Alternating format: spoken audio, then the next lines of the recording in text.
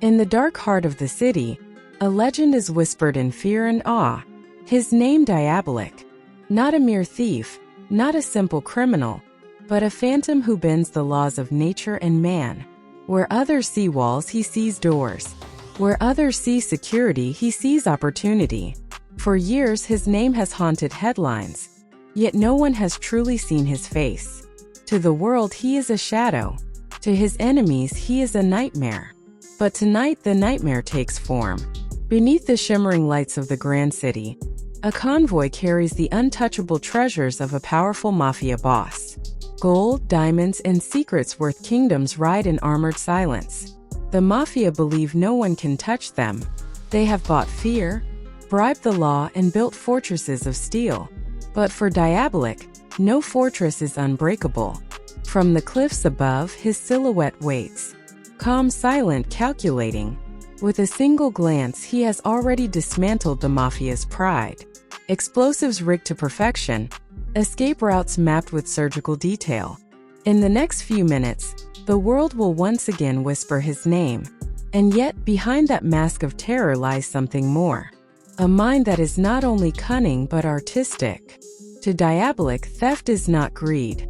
It is performance. And tonight's performance will be unforgettable.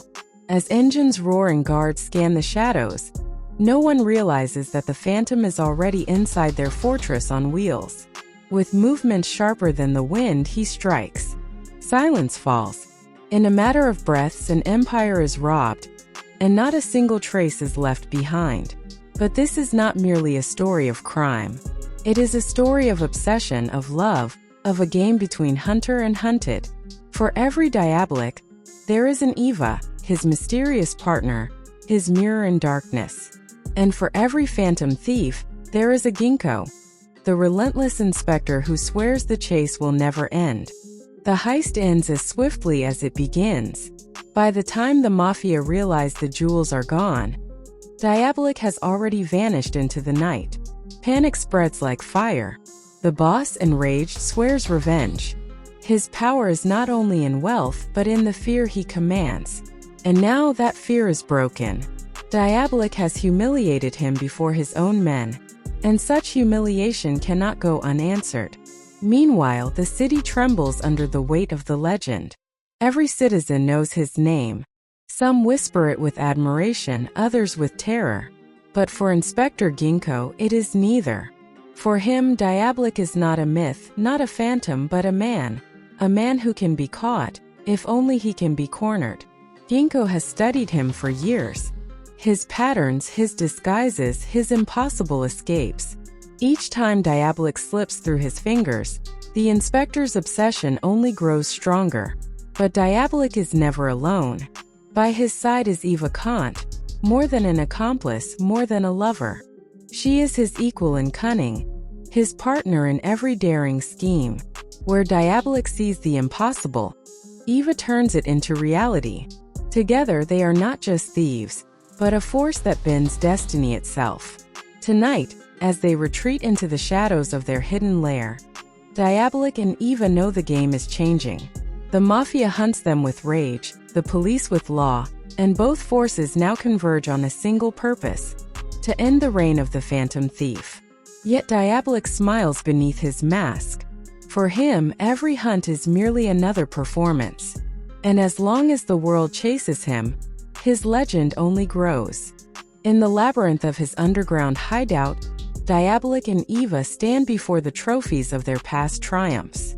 Priceless jewels gleam in the dim light, maps of old heists cover the walls, and blueprints for future schemes rest like works of art. For Diabolik, these are not just treasures, they are chapters of his story, reminders of battles won against the impossible. Eva runs her fingers across a flawless diamond, its surface catching the flicker of torchlight. "Every piece here," she says softly, "is more than gold. It is proof that the world can never cage you. But even in this sanctuary, danger brews. The mafia have unleashed their network of spies, and whispers of betrayal echo through the city." Ginkgo too grows restless. He has tracked the faintest signs, the sudden silence of guards, the unexplained vanishings, the trail of perfection that always leads to Diabolik. To the inspector, each mistake is a thread, and he knows eventually even Diabolik will slip. Yet Diabolik does not fear. His brilliance lies not in avoiding pursuit, but in orchestrating it. Every chase is a stage, every escape a masterpiece. And Eva, the only one who truly sees through his mask, trusts in his genius, even when the world closes in. Outside, the Mafia prepare a trap. A fortune in bait, armored trucks staged as prey. They believe Diabolik's greed will draw him in. But greed has never guided him. Artistry has. And in their arrogance, they do not see that by setting the trap, they may already be walking into his. The night of the trap arrives. In the city's industrial quarter, the Mafia lay their snare. Dozens of armed men guard the armored trucks, their weapons ready, their eyes sharp. To them, this is more than revenge. It is a matter of honor. They will catch the phantom thief or die trying. High above, Diabolik surveys the scene through his scope. Every guard, every weapon, every exit. His mind runs like clockwork, turning chaos into calculation. They believe they hold the stage, he murmurs. But the performance has always been mine. Eva, calm and confident, adjusts the timer on a small device. 2 minutes, she says. After that, the city will remember who the true phantom is. The signal is given. A blackout sweeps across the district, plunging the streets into darkness. Panic ripples through the Mafia ranks as explosions shatter their lines. From the smoke, Diabolik strikes, swift, silent, unstoppable. Guards fall without a sound, trucks are breached, and within moments, the bait becomes the thief's prize. But Diabolik takes nothing for himself. Instead, he scatters the wealth into the streets, letting the people swarm and claim it.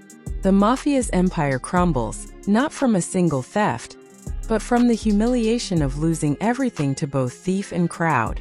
From a distance, Inspector Ginkgo watches the chaos unfold. His jaw tightens. Once again, Diabolik has slipped away, leaving the law chasing smoke and shadows. But Ginkgo swears to himself, the end is coming. The phantom will not dance forever. The city wakes to madness. Newspapers scream of Diabolik's audacity. Crowds cheer his name as if he were a hero, while the Mafia lick their wounds in silence. To the poor, he is a savior. To the powerful, he is a plague. And to Inspector Ginkgo, he is a storm that must be silenced at any cost. In his office, maps cover the walls. Red pins trace every known escape, every rumored sighting. For Ginkgo, sleep is a luxury. His mind is consumed by one question: where will Diabolik strike next? But Diabolik is already 2 steps ahead. Beneath the streets, in tunnels long forgotten, he and Eva prepare for the next move. Their bond grows stronger with every escape, every shared risk. We are not running, Eva reminds him. We are rewriting the rules of the hunt. Yet their enemies are relentless. The Mafia, desperate for revenge, join forces with corrupt officials. They offer bounties, spread false trails, and even leak whispers of Eva's past, hoping to divide the unbreakable duo. But Diabolik does not bend to fear. For him, every lie, every betrayal is fuel for the game. They think they corner us, he says, his eyes glinting behind the mask. But a corner is where the predator waits. As night falls, the city braces once more. Somewhere in the darkness, the phantom prepares his next masterpiece. And this time, the stage is bigger, the stakes higher, and the hunters closer than ever before. The Grand Opera House glows with elegance. Tonight, the city's elite gather, unaware that they are stepping into the heart of Diabolik's next act. Jewels shimmer on silk gowns, diamonds glitter under chandeliers, and whispers of power float through the golden halls. To the wealthy, this is luxury. To Diabolik, it is opportunity. From the rafters above, he watches unseen, his mask blending with the shadows. Eva, dressed in silver, moves gracefully among the guests, her presence as disarming as it is striking. Together, they are both predator and illusion, weaving through the night with precision. But Ginkgo is not far. Dressed in plain black, he lingers at the edge of the hall, his eyes scanning every detail. He knows Diabolik is here. He can feel it. Tonight, the inspector believes he will finally catch his phantom. The music swells, the curtain rises, and in the very moment the crowd's attention turns to the stage, Diabolik strikes. Lights cut. Smoke fills the room. Guests scream as jewels vanish from necks and wrists, as if stolen by invisible hands. Within seconds, the opera house becomes a storm of panic and beauty, an illusion so perfect that no one knows what is real. When the smoke clears, Diabolik and Eva are gone. Ginkgo, once again left with chaos, clenches his fists. "You will not win forever," he vows into the empty night. But even as he speaks, Diabolik's laughter echoes from the darkness, a reminder that the game is far from over. The night may have given them cover, but it does not promise peace. Diabolik and Eva race through the hidden mountain paths, their escape calculated down to the smallest detail.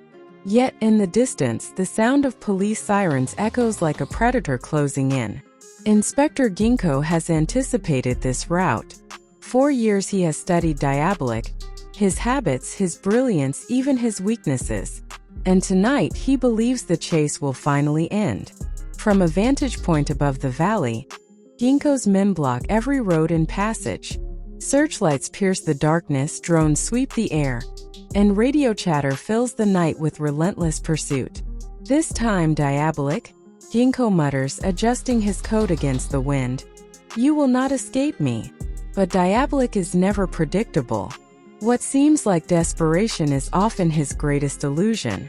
With Eva by his side, he maneuvers through the shadows, using decoys and mirrored signals to confuse the pursuers.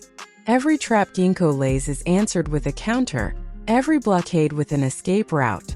Still, the inspector is not entirely fooled. At one checkpoint, Diabolik's decoy car explodes in a blaze of fire, tricking most of the police. But Ginkgo doesn't flinch. He orders his best team to continue toward the cliffs, convinced that Diabolik is leading Eva to their legendary safe house, a hidden fortress carved into the mountain rock. Eva glances at Diabolik, worry flashing in her eyes. "He's closer than ever," she warns. But Diabolik only smiles beneath his mask. "Closer means he's also walking straight into my design." As dawn begins to break, the chase reaches its peak. On one side, the police tightening their net. On the other, the mafia, humiliated from the night before, secretly trailing them both. Diabolik and Eva are not hunted by one enemy, but by two forces colliding. The stage is set for a deadly confrontation where loyalty, love, and survival will all be tested. The question is no longer if Diabolik can escape, but whether anyone can outplay the Master of Shadows when the hunt becomes a war. The mountain fortress emerges at last, carved deep into the stone like a phantom palace. To most, it is a myth whispered among criminals, a place no law has ever breached. But for Diabolik, it is both sanctuary and battlefield. As he and Eva step inside, the heavy steel doors close with a resonant echo, sealing them from the chaos outside, at least for a moment. Inside, the walls shimmer with vaults of stolen treasures, paintings, jewels, and blueprints of entire empires brought down by Diabolik's genius. Eva gazes at them not with greed but with awe. Every artifact tells a story of risk, brilliance, and survival. Yet tonight, the fortress feels less like a haven and more like a trap. Far below, Ginkgo's forces advance through the ravine. The inspector studies the cliffside carefully. "He is here," he says firmly, pointing to the narrow entrance half hidden by the rocks. His men prepare charges to blast their way in. Ginkgo knows the fortress is laced with illusions, false doors, and lethal mechanisms, but his resolve does not waver. For him, catching Diabolik is not just duty. It is destiny. But another enemy arrives first. From the shadows of the forest, the mafia resurfaces, armed and furious. They want revenge, and they want Diabolik alive. For once, law and crime unknowingly converge on the same prey. Inside the fortress, Diabolic is already calculating. On the main control board, hidden levers activate traps across the terrain. They'll come in waves, he tells Eva. The police from one side, the mafia from the other. And in between, us. Eva, her voice steady, answers, "Then we make them collide."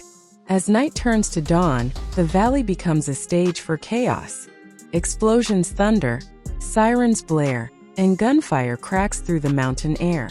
For the first time, the two forces hunting Diabolic find themselves at war with each other, each believing they are minutes away from victory. In the heart of it all, Diabolic and Eva wait, shadows among shadows. The hunter has become the conductor, and every move the enemies make is a note in his symphony of survival. The fortress trembles as dawn light spills across the battlefield. Outside, chaos reigns, mafia and police clashing in a storm of bullets and fire. Explosions echo through the valley, shaking the very rocks that hide Diabolic's lair. Yet within the control chamber, the master thief remains calm, his gloved hands dancing across the levers like a conductor guiding an orchestra. One switch triggers a rock slide burying a mafia convoy. Another releases hidden smoke vents, blinding the police advancing from the cliffs. Every move shifts the tide, not toward victory for either side, but toward their destruction of each other. Eva watches with sharp eyes. "You're not just escaping," she realizes. "You're turning their hunt into a war they can't win." Diabolic answers with the faintest smile. "The greatest trick is not the heist itself, but making the hunters believe they chose their own downfall." Meanwhile, Inspector Ginkgo presses forward, refusing to be broken. Through fire and chaos, he storms into the fortress with a small team. At last, he stands face to face with Diabolic in the shadows of the chamber. Guns rise. The moment of destiny arrives. But then gunfire erupts behind them. The mafia breach the lower halls, unleashing a bloody crossfire. Ginkgo's men fall, the mafia surge forward, and suddenly enemies-in-law are trapped in the same killing ground. Diabolic seizes the chaos, pulling Eva into a hidden escape tunnel carved long ago. As the fortress erupts in a final inferno, Diabolic's laughter echoes faintly through the smoke.